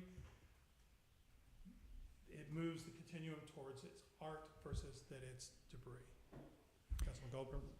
Does this come into play in terms of it's not just so much how the ordinance is written, but whether we're talking about code compliance or code enforcement? Because there is a difference in my mind. One is more punitive than the other. The whole goal of the entire chapter as written is compliance. It's to get property owners to agree that certain minimum standards are necessary to living in a civilized society. There is no intent, and it's one of the reasons why I worked so hard to talk to y'all 2 weeks ago about turning this into a civil process and not a criminal process. Because we take the punishment and the shaming out of it and make it a conversation. Now, if you don't come into compliance with what the council says is minimum standards, we're going to take action and compel you to take action. But that's a different conversation that you have on the front end. Your code enforcement officer becomes an agent of those minimum standards and not an agent of punishment and enforcement. Any other questions? So I think for me, that awareness of compliance versus enforcement comes into play specifically with yard art and what some people perceive as yard art and others perceive as junk, debris. And then just to be sure, the appeal process, if someone feels that their debris is yard art and are being cited for it. Well, all right, so once they're cited, then it becomes a municipal court problem. And it will go on the code enforcement calendar, because we're gonna separate the code enforcement calendar from the other traffic citations and the other things which are the criminal side of municipal court. So the judge who hears those, which will likely be Judge Wiggins, because as I told you 2 weeks ago, there's a desire on her part to move more into just doing sort of the life quality kinds of cases and just doing the code enforcement side of things and letting our associate judge take on more of the responsibility for the weekly calendars and the trial calendars kinds of parts of for their business. So your most experienced municipal judge will be responsible for interpreting how it applies to a particular circumstance. And Every 2 years, she comes up for renewal as one of your judges, and if she's not interpreting the code the way you want to, you have the ability to say, you know what, we're not gonna renew your contract.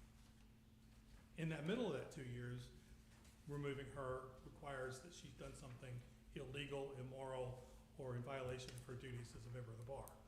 That's a completely different conversation to deciding that you need somebody else in the seat. Right, any other Anything else questions? about debris? Well, if I could just, since we're gonna take back and just take a moment, you know, a lot of concern seems to be with code enforcement about the enforcement of it.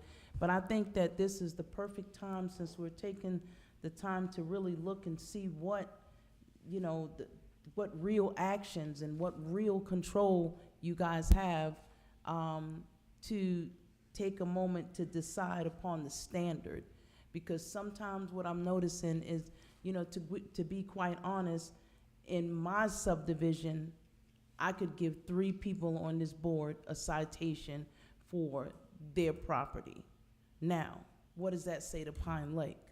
You know, so I think that as we're deciding about yard art and stuff like that, to just kind of be like, just open and realistic about the standard that we want to create.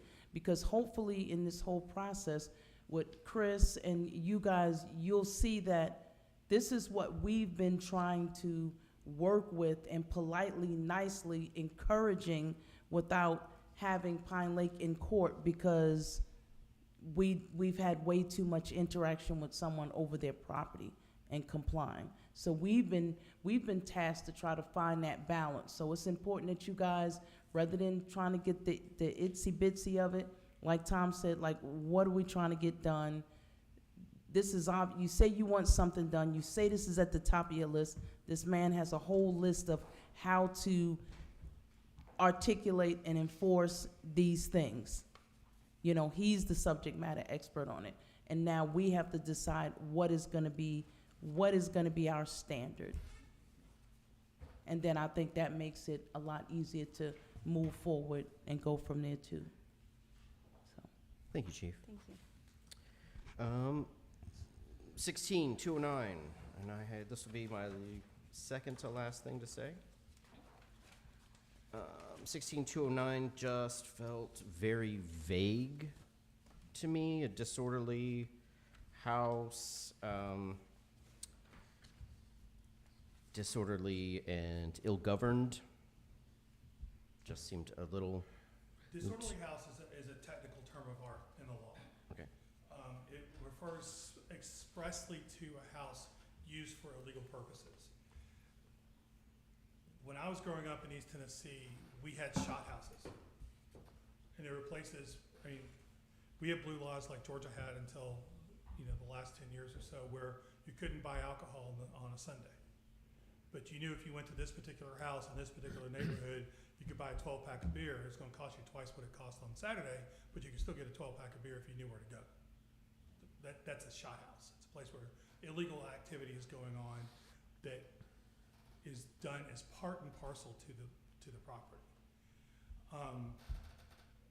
When I was in college at the University of Tennessee, we would do a trip every year to Birmingham to play the University of Alabama in football.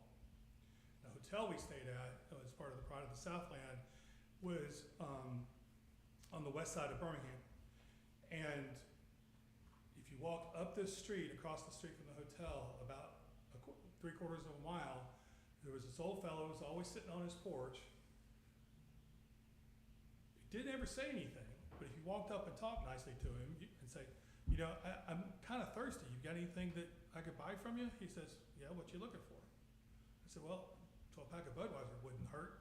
He said, yeah, it'd be about $25. I said, well, how about you, I give you 30, we call it even, you don't worry about the change. You walk back over to the buses with our 12-pack. I mean, that's the kind of thing that this is designed to address. It's largely what people might refer to as a victimless crime, but if taken to its logical extreme, it's an unregulated, untaxed ability for people to shade the appropriate role of law enforcement and of good governance in order to do whatever it is that they decide that they want to do that might not necessarily be strictly speaking lawful. So disorderly house gathers in that class of places where individual citizens are using their house, their home, their residence as a place of illegal activity, whether it's gambling, liquor sales, what have you. I think it goes to my problem with 1623. Sure. A, just being, these things are already illegal, and I don't see the need to wrap in property rights to a thing that is already something that is illegal. And because we also don't have a big problem with this, it seems to me like a way to leave an open door for abuse down the road, as it has been done numerous times in just our state's history. I brought up the Raid of the Eagle in 2009, and like that seems like a long time ago, but then there was a gay bar in Philadelphia this month that was raided for public nuisance. And if a thing is illegal, I think that should be enough. But trying to go around that seems wrought. There's a lot of ways that it could be used by people with bad intentions.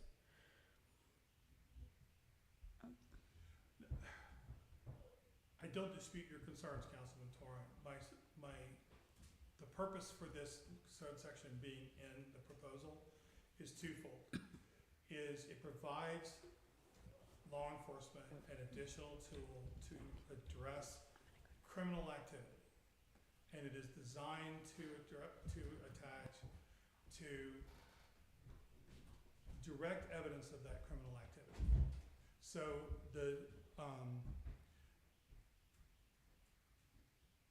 I have never in my career been in favor of manufacturing an allegation of criminal activity in order to quell other activity. That's just not who I am. It's not how I grew up in this business.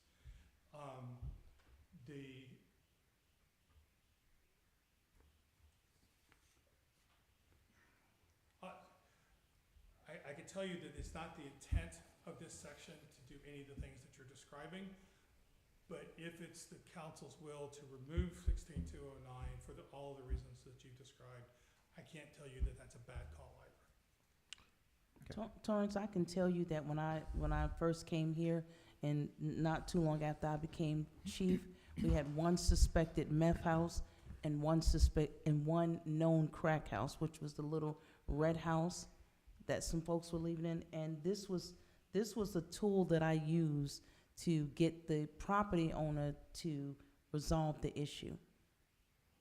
You know, and like the attorney said, I get it.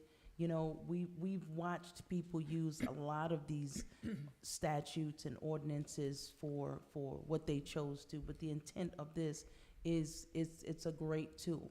And we have like apartment complexes that know that they have residents in here that they just want their money, and then we have a hard time trying to get them to maintain, you know, and then it becomes a merry-go-round of citing the tenant versus the property owner, the tenant, the property owner, the management company, the property owner. So it's a very valuable tool to kind of get compliance and keep us where we want to be, which is safe and rid of all of these things. And I appreciate that, and in a good chief of police's hands, it is a valuable tool. But the number of chief of police... Thomas, if I may, I think I'm encouraged by the last line on page 30, which says, last two lines, before any person is charged under this subject, written notice shall be given to the owner of the property and the person in possession thereof by the chief of police stating the general, customary, and common habits of the house, giving fair notice of this subsection and the conduct proscribed thereby.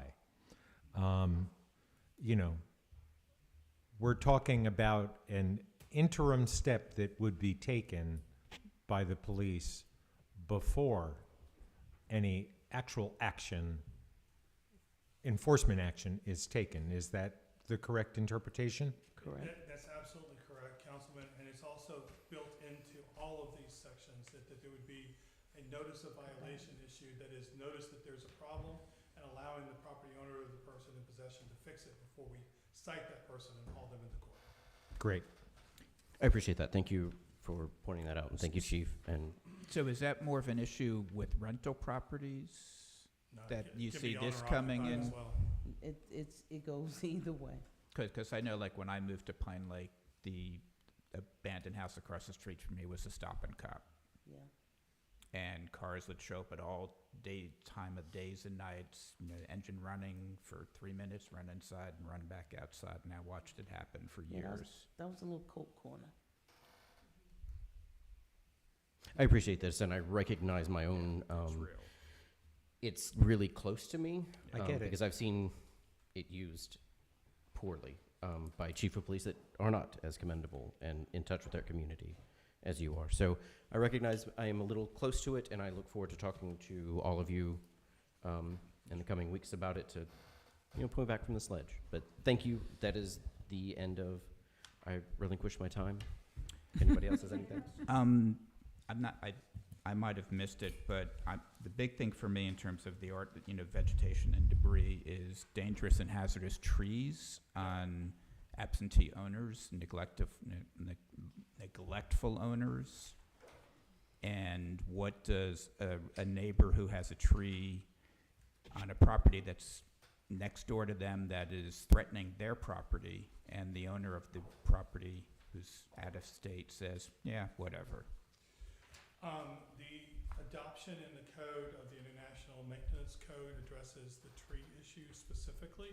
The city has its own tree ordinance that's in dire need of fixing. Yeah, it doesn't cover this. If I can be so bold. So trees are not addressed in the vegetation piece directly. They're addressed more as a maintenance question. They also are addressed in the derelict property issue to make sure that, a number of dead trees can qualify your property as a derelict property, independent of anything that's going on with the improved structure of the property. So there's opportunities across a number of different places where the code provides the levers to get the person to come into compliance. The properties that you're alluding to, Councilman, are ripe for assessment and discussion with those owners under the derelict property code. Once it's adopted, we will have to go forward. We can't go back and say this has existed for this amount of time. Right. We will have to say, we observe as of the effective date of the ordinance, this is a problem. You have 30 days from today to fix it.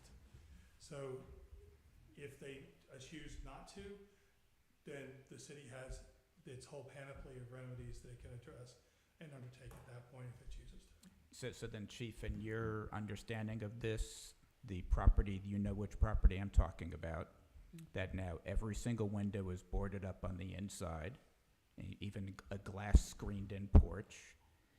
There are weeds that are 2 foot tall. There's at least 3 dead trees or dying trees on the property. That would be served under this ordinance, and it would then be defined as a derelict property. Yes, 16-122 talks about the maximum height of weeds and grass.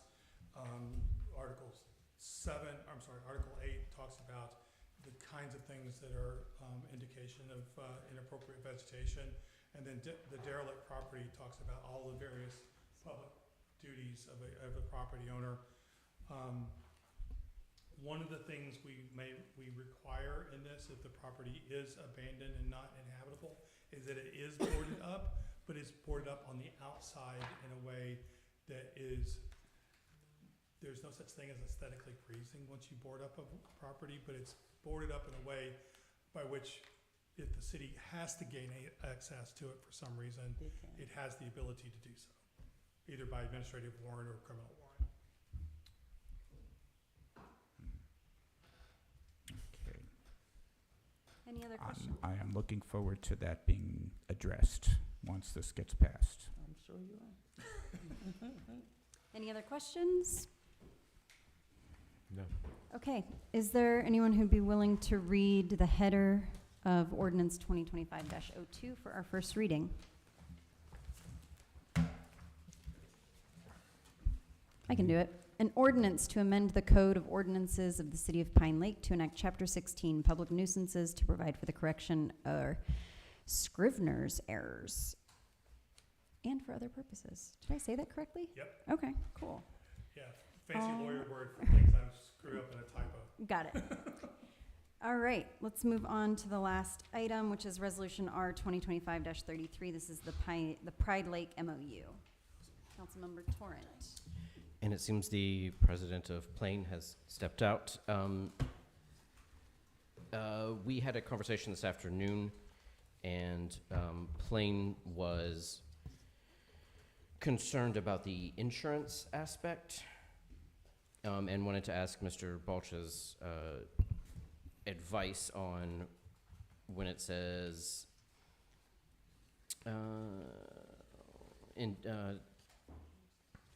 hold the city indemnity and hold harmless provision, basically saying that we won't sue the city for anything that goes on. Can you talk about the insurance aspect of being covered by Plain? Sorry, let me get that agreement pulled up, Councilman.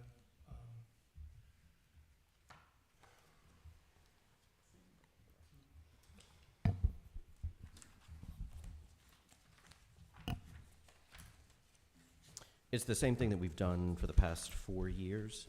Yeah, and- there's a number of things that my colleagues who've been here longer than me have authorized that I have concerns with, particularly the indemnity language that's in a number of our agreements. And sorry, let me just get to where I can look at the contract and I can give you a more cogent answer than I'm about to try to do off the top of my head. Bear with me. It's the next to last page, before the signatory page, top of that page.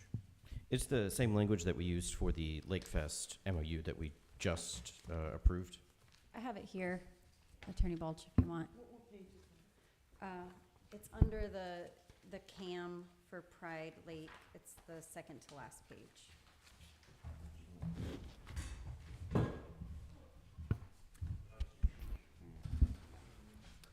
I believe the indemnity language was, I think we struck that from both MOUs. Oh, did we? I don't want to misspeak. I'm going to let Chris. But Okay. That was my request, but I didn't know if it actually been agreed to or not. Did you find it? I've got it right here, if not. Go ahead, Mayor, I'm sorry, please. I'll find it while you're reading, I'm sure. Okay.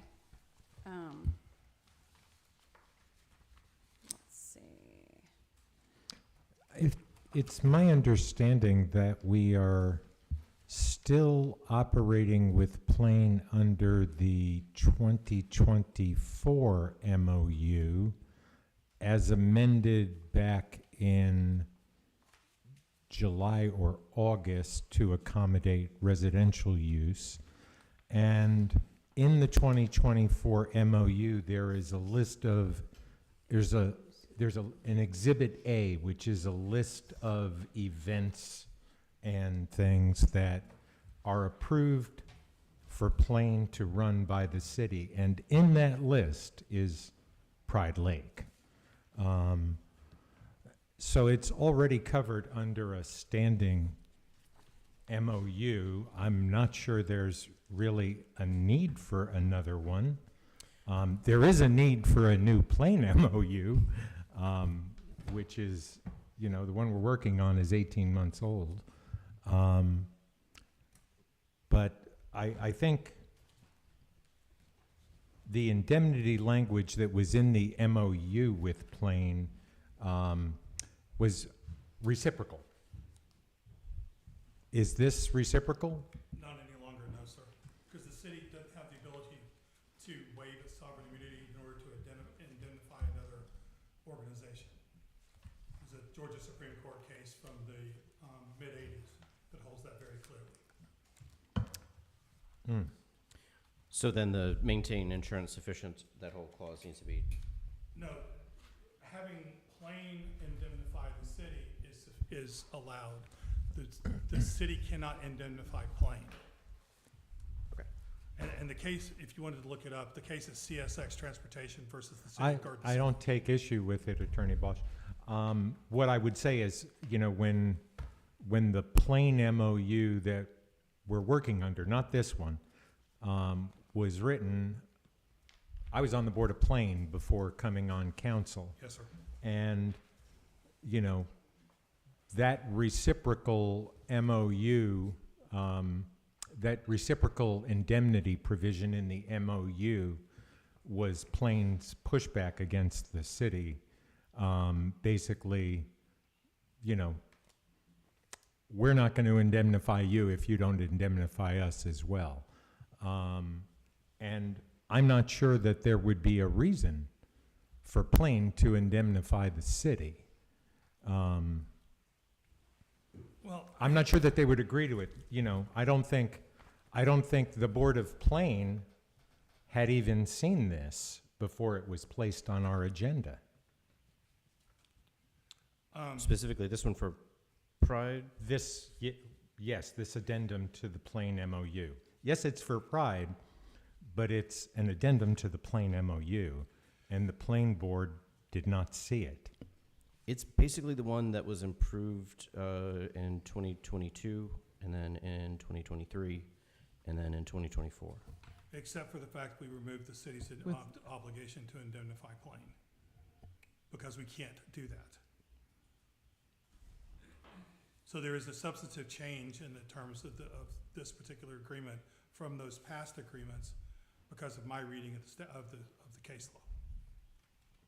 Oh, okay. What I'm saying is like this is not new No, to Plain. It's not exactly the same. But it is new, It is new. Councilman Torrance, that's what I'm trying to say.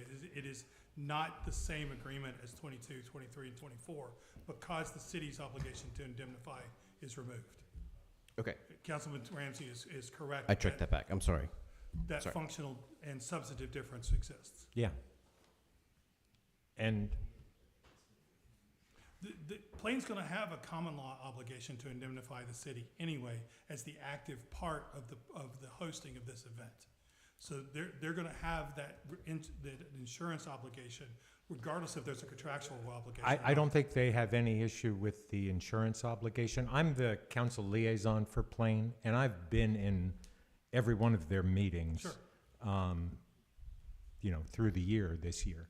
And I don't think the insurance is not an issue. They have it. They've given certificates of insurance to the city every year, along with, certificate of incorporation and so forth from the state. I think the issue with Plain, and I'm sorry Mr. Burgamy had to leave, was that this is a change from what was there, and it was not presented to the Plain Board. It should have been, before council is going to vote on it. Should we then table this one and give Plain an opportunity to look over this before we vote on it? That's Okay. that's the fair thing to do, and I apologize that I didn't make clear when I was communicating with city staff in the agenda preparation process that step needed to happen before it was added to the agenda. That's my error in not making sure that occurred, but you're absolutely correct, Councilman, that should have happened. Thank you, Mr. Bosch. Okay, so we will make note to put that on the next council regular meeting and get that to. Well, I guess I've got a little bit of a different spin on it.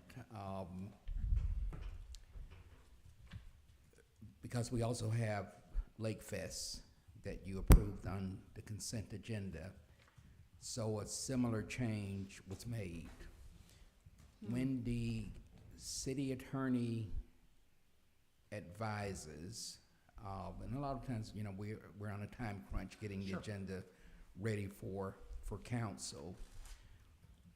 But whether the other party has officially signed off or not, we know that we've got to take it back to them, just as we will for that provision being changed from the city's perspective on the advice of your city attorney as a matter of law.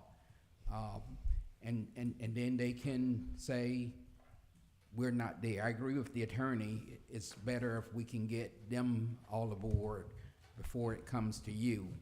But we have an obligation both on Lake Pride or Pride Lake, and with Plain, of course, as well as Lake Fest, to make them aware of this substantive change that is a matter of law, in fact. Yeah, I mean, So the- the city manager is absolutely correct. What the council approves is what the city's willing to accept. And then Plain can make a decision whether they're willing to accept that contract or not. Sure. You know, one of the things here, and you know, Plain used to support the operation of Lake Fest in the same way they currently support the operation of the Pride Lake Festival. Plain's role in the city and its charter is not to run festivals, events. It is a community organization, and this is an outlier for Plain. Plain actually paid for Lake Fest to get its 5013C so that Plain did not have to get in between on the management of that event. And I would strongly encourage that, and I've encouraged Plain to do the same thing with Pride Lake. You know, Pride Lake doesn't fit within the normal operation of Plain, and the way that the MOU is written here makes it look as though Plain is actually running Pride Lake event, but they are not. You know that, right? Oh, yeah, You do it absolutely know that. You're doing the work and your crew. But Plain is holding the fiduciary liabilities for that event. And that's really a difficult position for Plain to be in. It's why we pushed Lake Fest to do their own 501c3. And I would hope that this is the last time Plain has to do this for Pride Lake. So this really sounds like a conversation to have at a Plain meeting with the Plain board versus here, personally speaking. So, thank you for your comment, City Manager Hawthorne. I think that makes a lot of sense. The council's charged with accepting what is legal within this contract that's been presented, sounds like, and then Plain has then the ability to say yes or no. So with that, is there a motion to adopt Resolution R 2025-33, the Pride Lake MOU? I will make that motion that we accept this pending Plain's acceptance. Is there a second? I think that's implied because they would have to sign it, right? Right. Yeah. This is only a one-sided Right. vote. Yeah. Second. Okay, all in favor? Aye. No. Okay, it passes. Okay, seeing no public, let's move on to reports and other business. I have no further announcements. Council, any announcements? It's swim season.